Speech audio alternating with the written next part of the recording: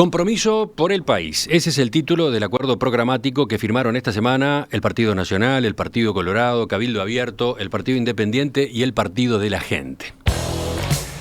El texto es la base para una coalición de gobierno alternativa al Frente Amplio en caso de que en el balotaje triunfe la fórmula encabezada por Luis Lacalle Pou y Beatriz Argimón. Para alcanzarlo, los blancos cedieron en varios de sus postulados que no figuran o aparecen atenuados. ¿Qué alcance tienen estos compromisos? ¿Cómo sigue la campaña? Bueno, de eso es que vamos a conversar en los próximos minutos con el líder de Ballistas, el expresidente Julio María Sanguinetti. Doctor Sanguinetti, buen día, gracias por visitarnos. Y hoy sí que es bueno, ¿eh? Hoy es un día primaveral. Sí. Para los peñarolenses que nos identificamos con la primavera, imagínese. Para usted tiene una connotación aparte. Muy bien. Volvieron los triunfos. Muy bien, lindos días, lindos días. ¿Estaba preocupado con Peñarol? ¿Y cómo no voy a estar? Pero uno, como es religioso, cuando gana festeja y cuando no renueva la fe. Nos tocaron tiempos de renovar la fe en los últimos meses, pero ahora estamos mirando las cosas con mucho mejor perspectiva, más lindos los días. Y bueno, y en la política, como dice usted, estamos avanzando, estamos a muy poco de la definición. Mi impresión es que acá no ha cambiado la opción básica, que es continuismo o cambio. La motivación de la ciudadanía está centrada básicamente en esa decisión. Vamos a ir profundizando en eso, en ese dilema. Pero antes, a propósito del documento, quiero plantearle algunas preguntas para entender el alcance, etcétera. Una primera duda es, ¿fue bueno o malo que se hubiera filtrado el viernes pasado un borrador? Mire, yo le diría que en el Uruguay se filtra todo. Entonces, me hubiera resultado raro que un documento que tiene muchas personas involucradas no trascendiera. Es lo normal, hay que asumir que va a trascender. No creo que cambiara mucho las cosas. Porque hay dos lecturas, ¿no? Primero que fue un problema, porque el contenido quedó expuesto a ataques, incluso de un sindicato como la FENAPE, que salió a plantarse frente a una de las medidas en el capítulo de educación. Aunque no hubiera salido, la FENAPE igual hubiera estado en contra, aunque no hubiera visto el texto. La otra lectura, una ventaja, porque pudieron detectarse los puntos más controvertidos para ajustarlos o sacarlos en la negociación que se estaba iniciando. Mire, lo de las filtraciones es inevitable, y yo le diría que lo importante es que se logró el acuerdo. Ese es el hecho relevante. El hecho cierto es ese. No era tan sencillo imaginarlo, porque hay posiciones bastante encontradas, por lo menos hasta estéticamente, digamos, ¿no? ¿Estéticamente? Y sí, porque el Partido Independiente tenía una posición muy negativa frente al general Manini, ¿no? Que no quería ni aparecer juntos en nada. Pero digo... por ahí lo de estético. ¿Usted está viendo la foto, por ejemplo? Por ese, seguro, a eso me refiero. ¿El Partido Independiente se planteó fuerte en ese punto? Yo no sé si se plantó o no planteó, porque creo que Lacalle hábilmente no habló de ninguna foto, porque estaba todo el mundo corriente y dijo mejor así. Entonces eludió el tema. Creo que eso es una expresión también de que Lacalle ha funcionado con una enorme habilidad política, con una gran solvencia política. Uno que ha visto tantas campañas, el más pintado siempre tiene algún error.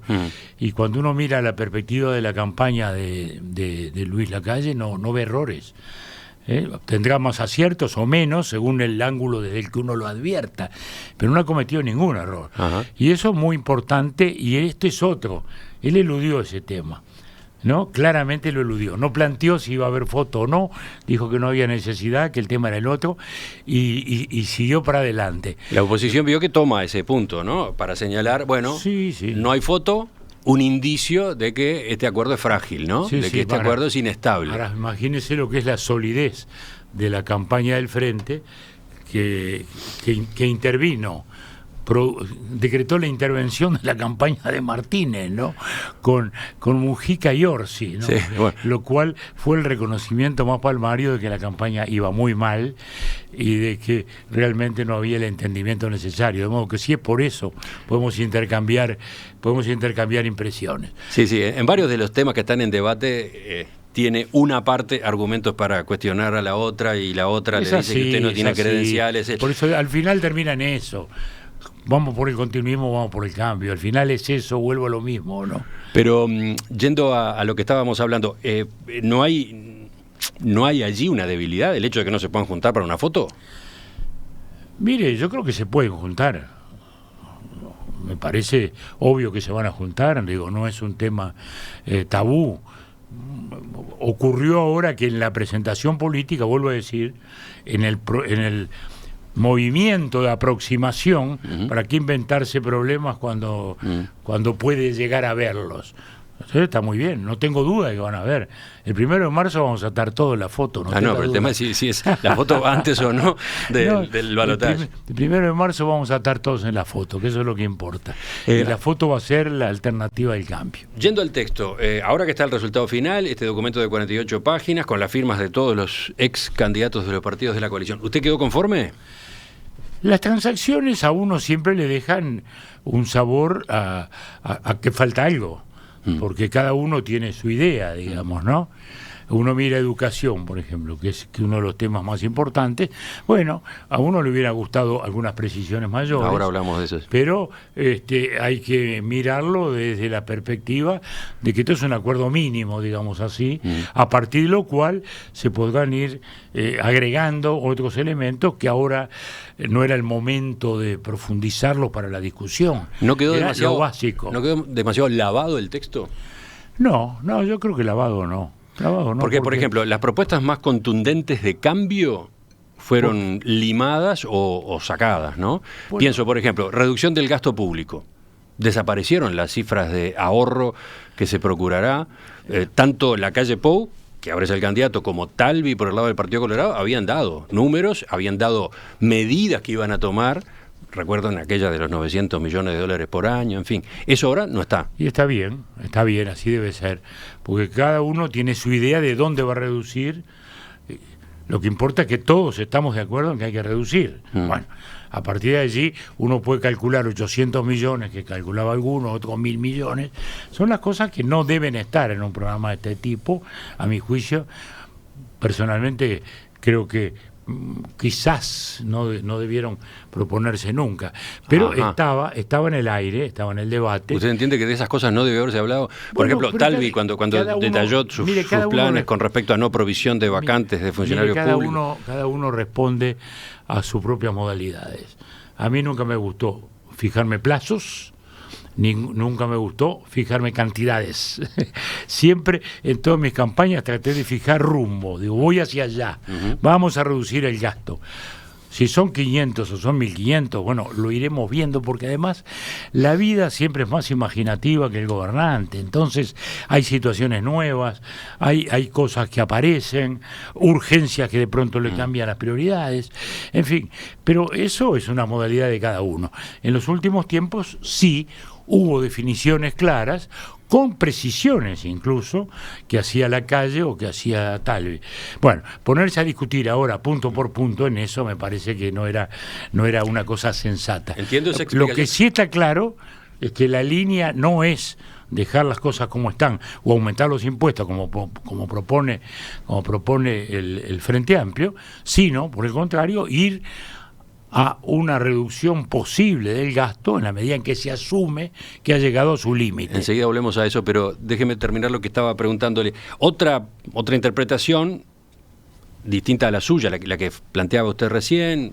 Usted decía, es un lío asumir compromisos muy precisos, puede haber imprevistos, pero otra interpretación es que se buscó correr a un costado, digamos, las medidas más controvertidas para facilitar la campaña rumbo a la segunda vuelta. Bueno, eso está bien. Ese es el sentido de un acuerdo se hace para eso, no es para valorizar las discrepancias, sino para fortalecer las concordancias, y como las concordancias son más grandes que las otras, y las discrepancias en definitiva no son fundamentales, porque ahí está el punto. por encima de todo hay una definición general, llamémosle de filosofía, de principios generales, de democracia, de economía de mercado, de economía abierta, de búsqueda de tratados de libre comercio, de equilibrio fiscal, de intento de reforma importante en la metodología de educación, de enfrentamiento claro al fenómeno delictivo, etcétera, etcétera. Entonces, esa es la concordancia, eso es lo que importa, nos ponemos todos de acuerdo en eso. Bueno, y por dónde están los rumbos. Entonces luego entrar al detalle a veces simplemente detiene cuando había una semana. Ajá. Usted sabe muy bien, porque lo dije acá en esta audición hace mucho tiempo, estoy con el tema del gobierno de coalición desde que salí. Sí. Cuando salí a esta etapa sí, usted se puso este tema al hombro antes incluso de que Talvi fuera precandidato en el Partido Colorado. No, antes que nadie hablara, porque cuando yo fui a ver a La Calle y a Larrañaga al Senado a plantearles la idea en aquel mayo del 2018 que parece tan lejano, nadie estaba hablando de coalición. Ellos mismos me miraron, en fin, no me dijeron que no, pero en ese momento no estaban muy... no lo tenían en la agenda, digamos, ¿no? ¿Usted se coloca a sí mismo como el autor de la iniciativa de la coalición? No inventé nada, ¿quién va a inventar lo No, pero como el impulsor. En aquel momento sí, en aquel momento no había nadie hablando, digo, eso no me cuelgo ninguna medalla, pero es un hecho objetivo que en aquel momento ningún dirigente político ponía como objetivo de su andar la búsqueda de un gobierno de coalición, y para mí fue eso esencial. Yo dije, acá hay solo dos objetivos: retornar a que el Partido Colorado vuelva a tener relevancia electoral, porque en aquel momento teníamos 3, 4, 5% en las encuestas, y en segundo lugar, imaginar desde ya el gobierno de coalición. Y, como recién le recordaba, yo hubiera preferido que hubiera sido antes de octubre, lo dije muchísimas veces, que este acuerdo se hiciera antes, aunque fuera un poquito más general.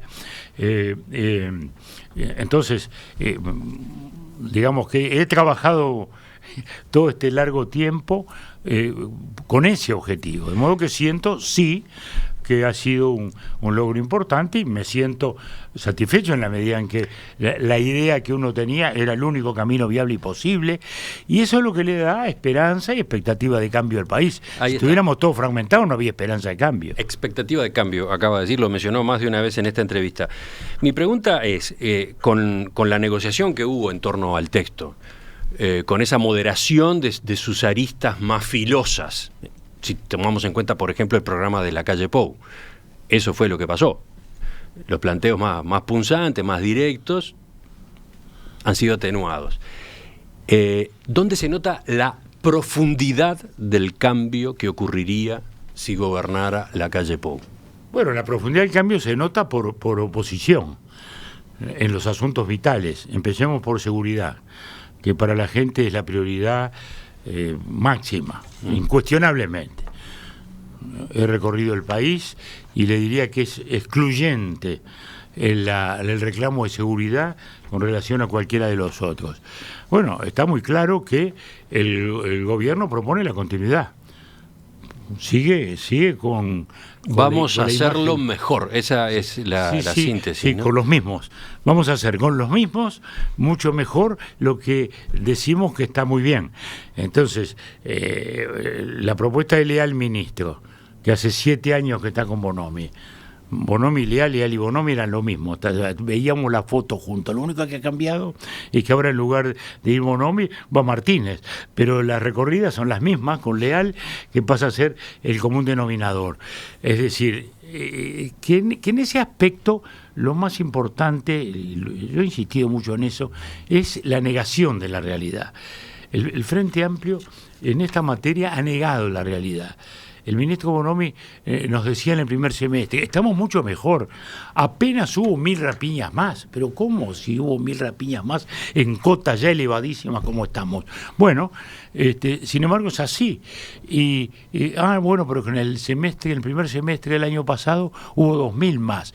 Es decir, esa constante explicación de que no vamos mal cuando íbamos llegando a 30.000 rapiñas, que era un cambio cualitativo en la situación. Pero entonces, en el documento, en el compromiso documento por el país, lo que dice que ¿dónde está el golpe de timón en materia de seguridad pública? El golpe de timón es que dice que va a haber un planteo frontal a la delincuencia, porque acá todo esto partió ¿de qué? Partió de una concepción equivocada, de un prejuicio del frente. ¿El prejuicio cuál era? Que el delincuente no era el victimario, sino la víctima de la sociedad capitalista. Sobre esta base ha dado vuelta todo el tema a lo largo de todos estos años. El delincuente es la víctima, todo hay que mirarlo desde el ángulo del pobre delincuente, de las garantías del pobre delincuente, de la recuperación del pobre delincuente, que estamos todos de acuerdo desde ya, pero siempre mirado todo desde ese ángulo, nunca desde el ángulo de la sociedad, de una sociedad a garantizar, de una sociedad a preservar, de una sociedad a cuidar. ¿Qué quiere decir eso de combate frontal? En el documento está referido al narcotráfico, ¿no? Es el punto 2. Lo que quiere decir es establecer el combate frontal al narcotráfico mediante una acción permanente sobre bocas de expendio, rutas y puntos de acceso al país, utilizando e integrando todos los recursos disponibles del Estado. ¿Algo de eso no se está haciendo? Lo que quiere decir es, yo creo que no, porque se está partiendo, como le digo, de una óptica distinta. Se parte siempre desde ese lado, desde el lado del delincuente y no del lado de la sociedad. Yo creo que ese es el cambio, es un cambio copernicano. Se empiezan a mirar las cosas desde el otro ángulo. La prioridad es la defensa de la sociedad, no el cuidado o la mirada simplemente desde el ángulo del delincuente. Yo creo que en esto es un cambio importante de óptica. Luego viene la operación, naturalmente, que las operaciones suelen parecerse unas a las otras, pero hay un cambio fundamental en la visión del tema. Y para empezar, en el reconocimiento de la realidad. Se puede hacer. Lo que pasa es que hay que partir de esa determinación. Ahora, el primer gobierno Vázquez, porque todo esto es un proceso acumulativo, el primer gobierno Vázquez, tan fiel estaba a esta concepción que yo hablo, que fueron aquellas liberaciones masivas de presos, los famosos 700 que salieron a la calle. Muy bien. A partir de ahí se empezó a vivir una situación claramente de retroceso. Luego vino el gobierno Mujica y siguió lo mismo. En el tercer gobierno... Hubo una pulseada interna en el Frente Amplio en esta materia, ¿no? El propio Bonomi ha dicho... Al final hubo... La línea que nosotros pretendíamos era otra, pero dentro del partido, dentro del oficialismo, había frenos, había contrapesos. Exactamente, y él mismo lo está diciendo. Lo está diciendo en estos días. En estos días mismos, él mismo ha dicho... Dice, resulta que por un lado nos pedían que no estigmatizáramos al barrio y por el otro lado la gente del barrio nos pedía que sí, que los estigmatizáramos. Lo ha dicho el propio Bonomi. Y ahí está la contradicción. O sea que no estoy hablando de un tema teórico, estoy hablando de algo muy fuerte, porque es la óptica con la cual uno aborda el tema. Estamos hablando de seguridad pública, donde el 27 de octubre existió un hecho político significativo. Además de la elección de autoridades, había un plebiscito sobre la reforma constitucional Vivir sin Miedo, impulsada por Jorge Larrañaga. Y esa reforma que tuvo 47% de apoyo en la población. Muy relevante, ¿no? Muy relevante. Es un dato que registraron todos, porque el Frente Amplio también lo registró. Sí, lo registró, pero dice perdió, y festejan que perdió sin entender que 1.100.000 votos contra todos los candidatos, porque estaba en contra desde Martínez hasta el general Manini. Hace 3 domingos escribí en El País un artículo sobre ese tema que se titulaba Más allá del sí o el no, donde hacía consideraciones en torno a lo que significaba ese hecho.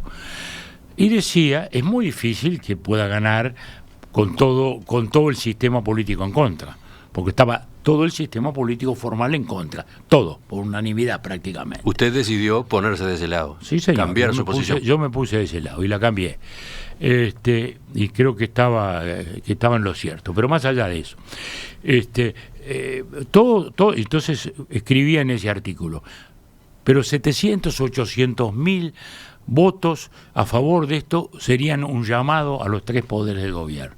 Bueno, me quedé muy corto, fue 1.100.000. Es decir, acá hubo una expresión espontánea de la sociedad, mucho más allá de los partidos, mucho más allá de los candidatos, mucho más allá del gobierno, mucho más allá de todo el establishment de derechos humanos, porque hubo movilización callejera muy importante, hubo campaña mediática de avisos muy importante, se avanzó hasta en los liceos poniendo carteles de todo tipo. Es decir, fue una campaña muy fuerte, yo diría más, cuando uno miraba en aquel momento la campaña del Frente, era mucho más en contra de la reforma que de la postulación de su propio programa. El leitmotiv de toda la campaña del Frente era no al sí, no al sí, no a esto. La reforma no es la forma. La reforma no es la forma. Militares nunca más, todo ese tipo de cosas. Es decir, la campaña del Frente estaba centrada en eso. Y a su vez, vuelvo a decir, y todos los demás también en contra. Sin embargo, ocurre eso. Y esto es un hecho, a mi juicio, muy relevante, muy profundo. En ese artículo, antes del plebiscito, lo planteé, señalando que la democracia tiene que tener mucho cuidado hoy, más que nunca, frente a estas reacciones populares que están más allá de los sistemas institucionales. Hoy día hay una crisis de la representación, es un fenómeno que hace 20 años se analiza en todo el mundo y que yo la resumo un poco caricaturescamente en este amigo que uno encuentra y le dice a uno, le dije al gobierno ayer esto y esto, bueno, estuviste con el doctor Vázquez, no, le encajé un Facebook anoche, que no sabes, bueno, digo, seguramente el doctor Vázquez no durmió por tu Facebook, ¿no? Bueno, ¿por qué? ¿Esto qué es? Esto es una simplificación del gran fenómeno. El ciudadano siente que se representa a sí mismo. Él hizo un Facebook desde la ilusión de que el mundo entero lo está escuchando, de que la sociedad entera lo está oyendo, de que él ya dijo, ya se expresó. Antes iba al club a decir, che, muchacho, vamos a protestar por esto, ¿no? O iba a una iglesia a decirle, tenemos que hacer algo en esto. Hoy el ciudadano en el mundo contemporáneo se expresa de ese modo. Y entonces, razón de más para que la democracia tenga que cuidar esas cosas. ¿Por qué? Porque si la democracia parece impotente, si el ciudadano se siente desprotegido, si siente que el Estado de Derecho no le aporta lo elemental, ¿no? Que es su libertad para caminar, su tranquilidad. Ahí estamos en el caldo de cultivo de las oportunidades demagógicas para los agitadores autoritarios, populistas, etcétera. El plebiscito del 27 de octubre sobre la reforma a Vivir sin Miedo, 47% de apoyo que tuvo, 1.100.000 votos que tuvo, ¿para usted es una señal que hay que tomar en cuenta en ese contexto mundial de crisis de representatividad de las autoridades? Bueno, lo escribí antes, Incluso si vamos a una profundización mayor del tema, en ese artículo yo hablaba de cómo el Latino Barómetro viene registrando en los últimos años una caída de la convicción democrática en el país que la tenía mayor, que era el Uruguay. A la inversa que en Venezuela. En Venezuela hoy es el país de mayor convicción democrática por la sencilla razón de que no la tiene. Entonces, realmente, hoy el 90% de Venezuela dice queremos democracia.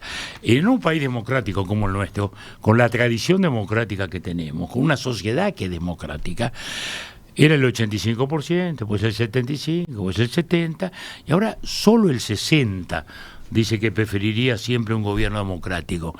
Y un 14% se dice, solo un 14%, sí, pero son 400.000 uruguayos que dicen que aceptarían un gobierno autoritario. Es decir, ubiqué ese tema antes de la elección en ese contexto, en el contexto de una sociedad que no se siente suficientemente protegida y que esto es muy grave para el Estado de Derecho. Por eso es que progresivamente fui sintiendo que había la necesidad de esa advertencia y por eso mismo, aun cuando no había firmado esa reforma por razones de técnica jurídica, porque entendía que algunas de estas cosas no eran materia constitucional, fue que al final sí, dije que sí, porque creía que tenía que haber una advertencia, una alerta a los tres poderes, no al gobierno, porque también en la simplificación se hablaba del gobierno. No, si de las 4 medidas, 3 eran para la justicia. El primer gran mensaje de eso era para la justicia. Señores jueces, tengan en cuenta esto. No me larguen a los 2 meses a alguien que tiene que estar 2 años en la cárcel. Es decir, era un mensaje muy fuerte de la gente, y a eso que estoy me refiriendo, que ocurrió más allá de los partidos, más allá de la voluntad de los candidatos. Es un hecho muy, muy, muy relevante. Hecho muy relevante, dice usted, da para un análisis aparte, para otra entrevista, para varios debates. Pero ya hemos dado una buena punta del tema, ¿no? Pero entonces le pregunto, en el borrador del acuerdo Compromiso por el País, el que trascendió el viernes, se había optado por incorporar en el capítulo Seguridad Pública medidas que tomaban como punto de partida la reforma de Larrañaga. Concretamente se incluía la prisión perpetua revisable para delitos gravísimos, la inexcarcelabilidad de delitos asociados al narcotráfico. Sin embargo, ahora en el texto final esos puntos no aparecen. Y no aparecen, por lo que hemos averiguado, por rechazo del Partido Independiente y del Partido Colorado también. También, porque había reservas técnicas de una parte y de la otra, y son reservas explicables, porque yo tampoco estaba enamorado de esos textos. Lo que sí creo que el tema no se cerró al debate, no es que nunca más vamos a hablar de estas cosas, no. Hoy no nos pusimos de acuerdo en esas reformas. Y bueno, está bien, pero el tema está abierto. El tema está abierto, es decir, no es que se rechazó eso. Bueno, se entendió que no era el momento para discutirlo, porque hay quienes piensan que con 30 años, más 15 de medidas de seguridad, más esto, lo otro, es el equivalente a lo que sería la perpetua revisable. Que ya existe, que de hecho ya existe la perpetua revisable. Eso es lo que dicen. De modo que no es que alguien diga, no estoy de acuerdo en nada, no. Lo que digo o lo que se ha dicho es, miren que esto más o menos ya está. Bueno, eso es lo que habrá que discutir, si más o menos ya está o si no conviene perfeccionarlo. Este acuerdo no es un acuerdo de máxima, es un acuerdo de mínima. A partir de aquí, de estos entendimientos, es que hay que trabajar. ¿Usted coincidió con esa postura de su partido? Digo, porque en su partido hoy el líder es Talvi. Bueno, estamos todos de acuerdo hay cosas ¿En ese punto estuvieron de acuerdo? ¿En que no figurara esto en el acuerdo final? Estamos de acuerdo, hay que seguirlo discutiendo. Como también yo propuse otras cosas que había propuesto inicialmente el partido y que yo las di vuelta. Por ejemplo, le digo, ¿no? También las hubo, ¿no? Ah, bueno, enseguida retomamos. Enseguida retomamos por ahí. Ya volvemos a la entrevista con el doctor Julio María Sanguinetti, centrada en buena medida en este documento Compromiso por el País. Estamos con el doctor Julio María Sanguinetti, expresidente de la República, líder de Ballistas. El tema que convoca lo medular de esta entrevista, el acuerdo programático, Compromiso por el País, el que firmaron esta semana los partidos que apoyan la candidatura de Luis Lacalle Pou en la segunda vuelta, esta que se viene. Doctor Sanguinetti, ya nos metimos en uno de los capítulos del documento, el de seguridad pública, pero vuelvo a alguna pregunta más general. Lacalle Pou esgrime que hay una mayoría parlamentaria para respaldar lo que se plantea en este texto.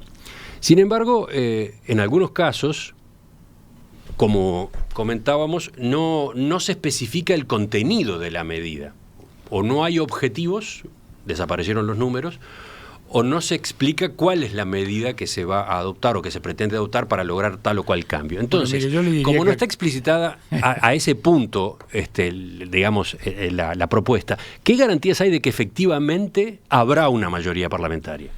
Bueno, mire, dos cosas. Primera, yo le diría que si algún pecado tiene este documento, es que fue demasiado al detalle. ¿Ah, sí? Es así. Es así. Pero a ver, o sea, pocas veces se ha visto un documento con tantos puntos, con tantas rumbos en todos los diversos temas. Pero, ¿no? Le menciono, mire, página 13. Adecuar el Instituto Nacional de Colonización a las necesidades actuales. Sí, ¿qué quiere decir? Bueno, eso? Quiere decir que no estamos conformes con cómo está el Instituto de Colonización. Esa es la base. Es decir, no estamos conformes, no nos vamos a quedar quietos, vamos a intentar cambiar. Eso es lo que está diciendo el documento. Pero hay tantas formas de cambiar. Desde ya que sí, pero usted se da cuenta que en un esquema de postulación más general ni siquiera figuraría eso, ¿no? ¿Verdad? Porque habría 10 declaraciones, que es lo que incluso en algún momento se pensó. A mí me sorprendió cuando Lacalle hace esta propuesta, porque me había entendido o sobreentendido de que iban a ser unos 10 postulados bien genéricos, y en cambio se fue a este compromiso que es mucho mayor. Sí, son 13 capítulos con varios puntos en cada uno de ellos. Cuando usted dice actualizar el Instituto de Colonización, usted me dice, bueno, sí, pero no dice cómo No, y entonces, claro, mi duda es, cuando llegue el momento de redactar el proyecto de ley, ¿cómo se sabe que se van a poner de acuerdo? Usted al año me podrá reclamar y decir, usted se quedó quietito en el Instituto Colonial, no hizo nada, que ese que violó el acuerdo. O sea que ese solo compromiso de cambiar ya es algo. Adecuarlo a nuevas realidades, efectivamente, porque hoy las realidades ya sabemos cuáles son en materia agrícola, que ya no es simplemente la extensión de la tierra, sino la calidad técnica de lo que se pone arriba, etcétera, etcétera, el valor tecnológico. Bueno, allí habrá que verlo, y me parece que son definiciones que está bien, es el compromiso de decir, en esa materia no nos vamos a quedar quietos, vamos a buscar un cambio, vamos a tratar de mejorar lo que creemos que hoy no está suficientemente adaptado a la realidad. Entonces, pero un paso más, a ver, la calle Pou le asigna importancia fundamental a la aprobación a mediados del año próximo de un proyecto de ley de urgente consideración, un proyecto que va a contener las reformas así prioritarias, las que no pueden postergarse en áreas muy sensibles. El contenido de ese proyecto no debería aparecer acá, en el documento del acuerdo. Es imposible, está la primera aproximación. Está la primera aproximación. Ni siquiera está aludido en el texto. En cualquier caso... Ni siquiera se lo menciona. Y en cualquier caso le diría, y no tiene por qué tampoco, no tiene por qué. Eso es un procedimiento instrumental. Él ha hablado de que prefiere hacer eso en una ley de urgencia, bueno, ¿por qué no? Es un tema no es de filosofía, es un tema de procedimiento. El mecanismo de la ley de urgencia se ha usado, no mucho, pero se ha usado. Fui uno de los que lo redactó. Lo tomamos. ¿Usted es redactor de esa norma de la Constitución? Sí, como muchas otras. Eso lo tomamos de la Constitución francesa del año 55. El procedimiento ese. O sea que lo que le quiere decir, este es un procedimiento. Pero me parece... Ha despertado buena parte de la controversia. Me parece que la polémica desde el Frente Amplio va en buena medida por ahí, eso ¿no? es lo que revela la vaciedad del Frente Amplio. La total vaciedad. Estaban en contra de la ley de urgencia por sí misma, por el procedimiento, porque un procedimiento constitucional era poco menos que el autoritarismo. No, es decir, el tema no discutían los contenidos. Es más, decían la barbaridad que significa intentar una ley de urgencia. Pero por favor, digo, esto es parte justamente de lo que es hoy un Frente Amplio que se encamina a una elección sin ningún contenido, y está haciendo esta comedia un poquitito caricaturesca de ir integrando un gobierno y de ir integrando ministros. Para usted es una comedia. Y parece una comedia, ¿no? Que vayan a buscar hoy a Mujica para proponerle el Ministerio de Ganadería, cuando Mujica representa la amplia mayoría del Frente Amplio, y bueno, y es mayor que yo todavía, ¿no? Entonces mandarlo a una línea ejecutiva es simplemente un recurso propagandístico de tal modo, digamos, evidente que mueve más bien a ironía, ¿no? Vuelvo al texto. Lo que vuelvo a decirles es eso, entonces. La ley de urgencia es un procedimiento y está bien. Usted no puede adelantar, porque nunca ha ocurrido, le diría, ¿no?, que haya un programa tan preciso en el cual se estén mencionando los decretos. Yo no recuerdo ningún programa de ningún momento así. En algunos momentos fueron más amplios, en otros menos, pero cuando hay un documento de acuerdo, usted revise hacia atrás y vea si hay muchos documentos de acuerdo tan detallados como ¿no? Entonces, naturalmente no está todo, no, hay cosas a discutir, sí, fíjese, en materia de educación.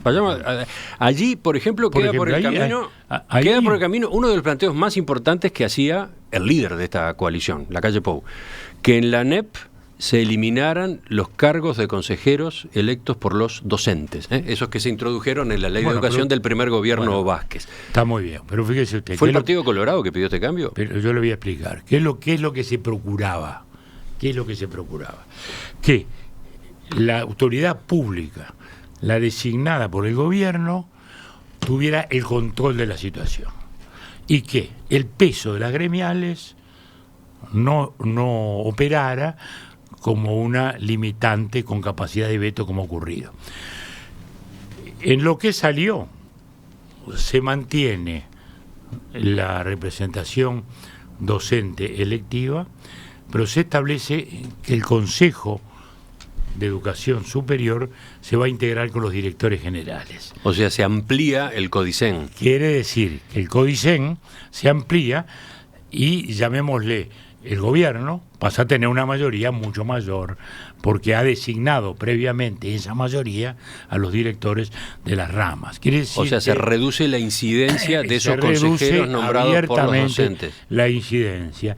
Y en cualquier caso, se mantiene esa representación como también una expresión, digamos, para no atribuirle a los enemigos del cambio en la educación, para no atribuirle, digamos, la bandera fácil de que se borra la opinión de los docentes a la oposición que va a estar en contra de todo esto, porque ya está en contra de todo esto. Antes de que lo dijéramos, bastó que Divi 21 hiciera alguna propuesta de esto para que ya dijeran de todo, que es neoliberalismo, fascismo, privatización, toda una cosa de una irracionalidad. O sea, la solución también persigue un objetivo electoral, sacar del medio un factor irritante. Bueno, y sí, y está muy bien, porque no es un factor electoral, es un factor de consensos en virtud de los cuales se trata de que mucha gente, porque también mucha gente que es partidaria del cambio, mucha gente que nos vota, mucha gente de la que votó a Robert Silva para integrar el Codicen, cree que es bueno. En el grupo de Talvi no estaban de acuerdo con eliminar los consejeros electos por los docentes. Bueno, hubo debates. En el grupo de Larrañaga tampoco, ¿no? Hubo debates. Yo creo que de repente una solución intermedia, no sé, hay muchas variantes, pero lo importante no es eso, lo importante es, ¿el gobierno tiene suficiente mayoría para impulsar su idea de reforma, sí o no? Y ahí está el punto, y eso creo que se asegura en esta formulación de mínima, vuelvo a decir. Ahora, hablando de mínima, en el otro, por ejemplo, le sigo el razonamiento porque quedó en el aire. Mucha gente de la que votó a Robert Silva y que está en contra del inmovilismo oficialista actual de la dirección de la enseñanza, bueno, cree que es bueno que esté esa presencia, sí, claro. Y justamente pone como ejemplo que la presencia de Robert Silva en aquel momento en un oficialismo frentista significó una voz distinta que aportó cosas. No, además lo menciono como ejemplo de que esos consejeros no son los consejeros de los sindicatos necesariamente. No necesariamente. Es decir, a Robert Silva no lo votaron los sindicatos. No, por eso digo. Entonces, son argumentos que valen y que por eso se dejó. Pero lo que sí está claro es que hay que asegurar la mayoría del gobierno, una mayoría amplia, firme, sólida, que permita gobernar. Y eso allí en principio está asegurada. Después se verá si la formulación concreta que se haga al final recoge algunas cosas más, recoge algunas cosas menos.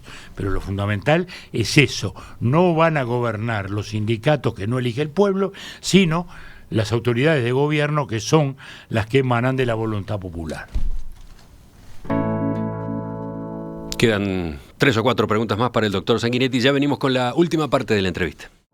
Doctor Sanguinetti decía, me quedan algunas preguntas, varias sobre el documento y algunas de otro tema.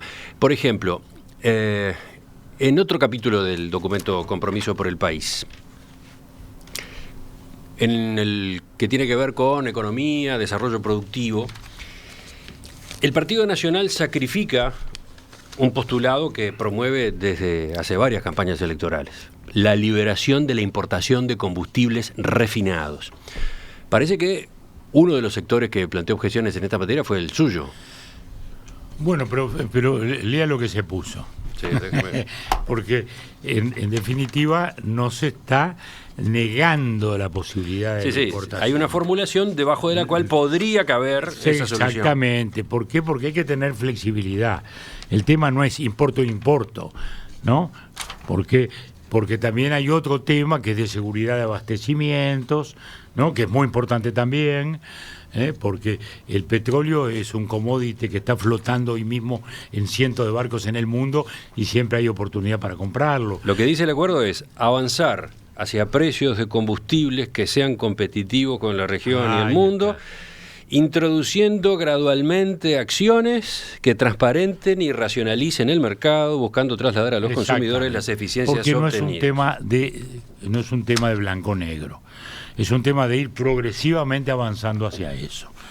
¿Y por qué? Bueno, porque hay una estructura muy rígida hoy, hay cosas a atender, hay realidades a entender. Mucha gente, por ejemplo, en su momento sostenía que en materia de distribución había que tener el sistema chileno. Y yo personalmente estaba en contra. Dice, no, el sistema chileno a mí no me gusta. ¿Por qué? Porque sacaron a todos los estacioneros del medio y terminaron las estaciones de servicio en manos de las dos grandes distribuidoras internacionales. Y todavía hasta de un consorcio financiero. No, y eso no es bueno. Eso no es bueno porque estamos eliminando, digamos, empresarios medianos, porque lo que importa es que baje que baje el precio. El objetivo es ese, va a haber que ir haciendo eso. Ahora, que ANCAP va a tener que cargarse las pilas para competir, ninguna duda.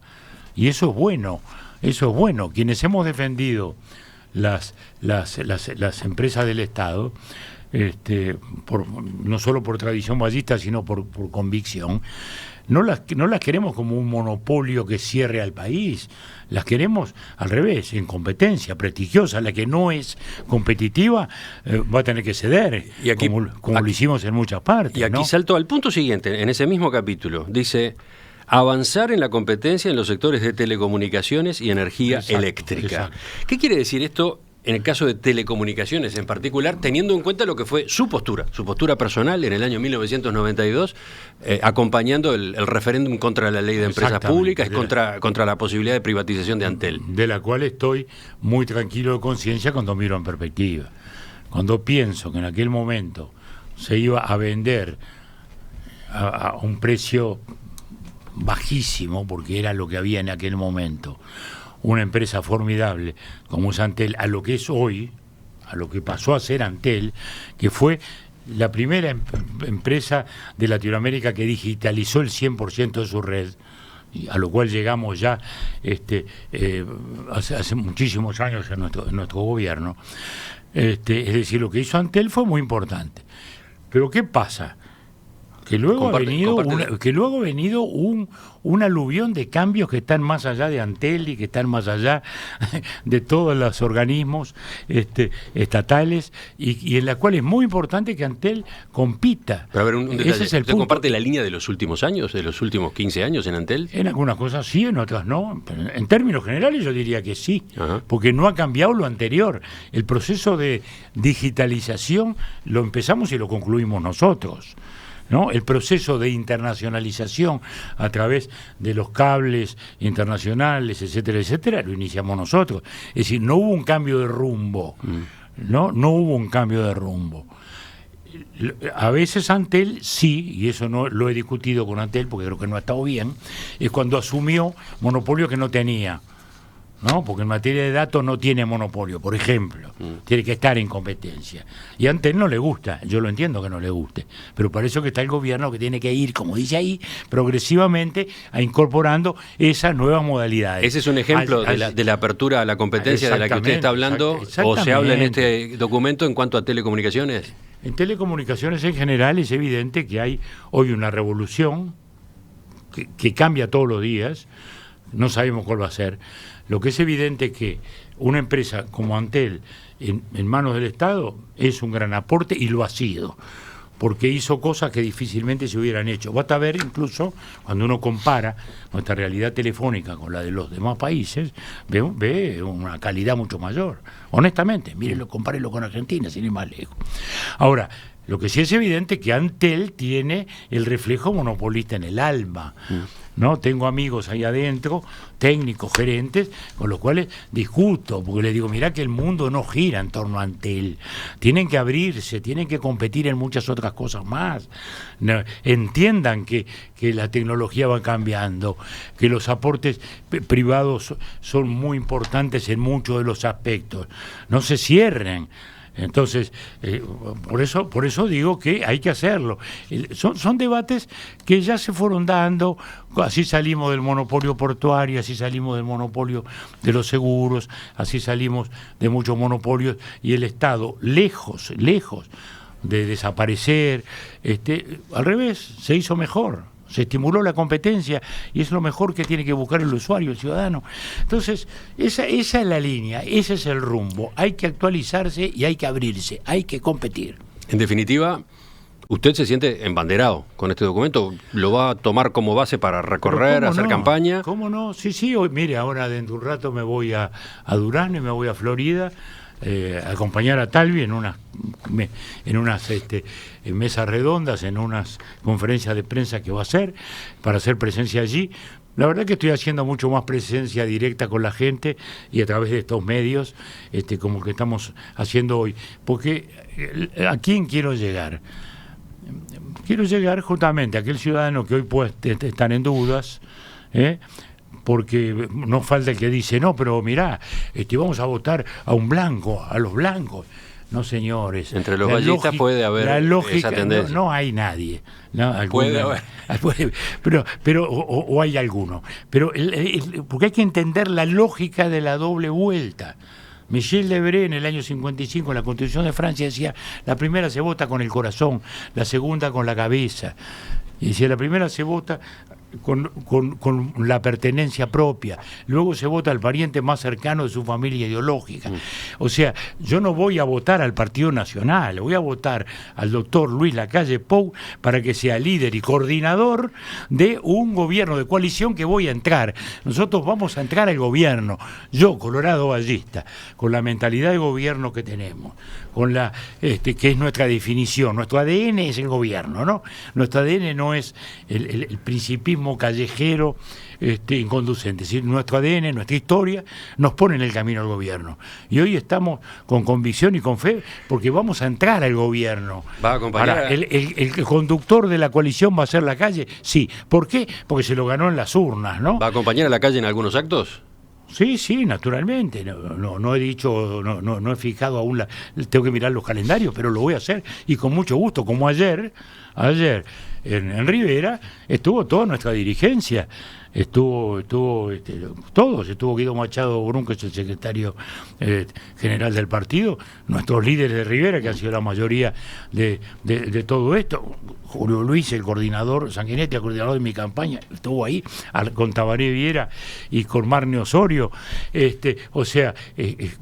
bueno, vi una foto que parecía un acto colorado, ¿no? Bueno, lo cual me alegró mucho. Pero ese es el tema. Acá no estamos votando partidos, estamos votando un gobierno de coalición con un coordinador, un líder de ese gobierno de coalición, que además fue toda la campaña con eso, sí. Porque Lacalle no dijo, miren que yo voy a gobernar, no mencionó la palabra herrerismo, como dicen de mala fe desde el Frente Amplio, no, nada, al revés, dijo, esta va a ser una coalición multicolor, incluso fue mucho más allá de lo que yo originalmente decía. Quiere decir que eso es lo que estamos votando a aquel que se ganó el derecho a ser coordinador de ese gobierno multicolor en que el Partido Colorado va a estar.